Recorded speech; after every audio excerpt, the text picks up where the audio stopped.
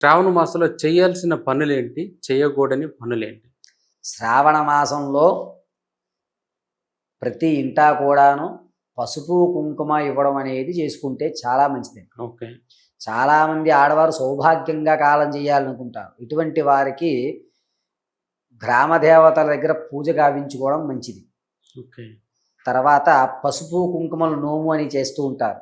ఆ నోము కూడా ఆచరించవచ్చు. ఓకే. మంగళగౌరి వ్రతాలు చెయ్యాలి. మంగళగౌరి వ్రతం చేసిన సౌభాగ్యంగా ఉంటారు. ఓకే.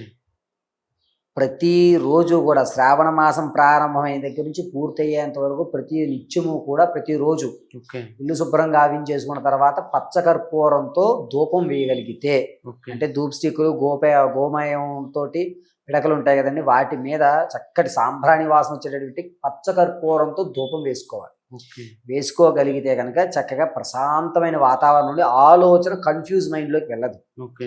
సాయంత్రం వేళ ఖచ్చితంగా కొబ్బరి నూనెతో అమ్మవారి దగ్గర దీపం పెట్టాలి. ఓకే. ఉదయం నేతితో దీపం పెట్టాలి, సాయంత్రం కొబ్బరి నూనెతో దీపం పెట్టాలి.